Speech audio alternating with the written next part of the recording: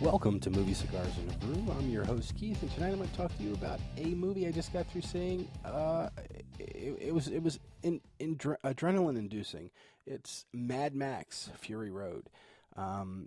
You wouldn't even believe that the last two movies that George Miller directed since 2006 were Happy Feet 1 and 2.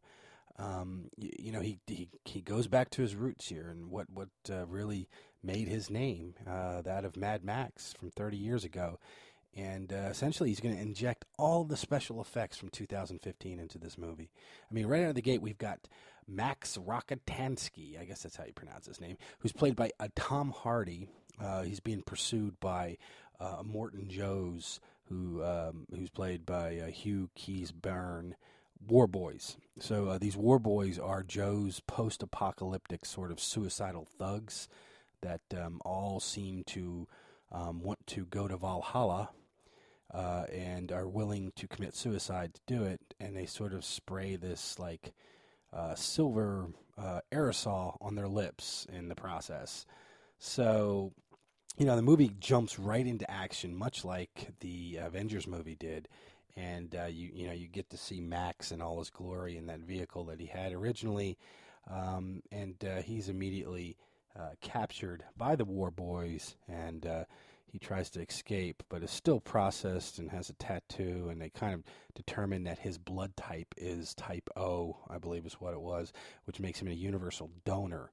So that seems to be of value, and he's sort of being drained of blood for Nux, who's played by Nicholas Hoult, and that's where we start this movie. I mean, and it doesn't even slow down there. I mean, you're kind of like right in it, right from the get go. Immediately after that, you get to see you get to see Joe, Immortan Joe, getting put into his like suit and putting his mask on. And you see Charlize Theron enters as Imperator Furiosa, and she's got this one-arm type thing going on where she's got a prosthetic, metal prosthetic, and she's driving the war rig, and is supposed to be delivering all this water and fuel and stuff to someplace, along with the to a place that you don't even really know what it is, and suddenly it becomes apparent that she's run off with the breeding women of Joe, and she's taking off through the desert, which sort of puts this whole thing in motion with Mad Max being strapped to the front of one of the trucks to give Nux the blood that he needs to kind of be strong enough to do it, and it sets in motion this entire chase. So. And it's really brilliantly done, I have to admit. It's a return after 30 years to a franchise that was great, and you kind of wondered, how was Tom Hardy going to do in the role as Mad Max? And he really does very well. There's not a lot of dialogue in this movie. It's all about action. It's all about hitting, and it really does do that.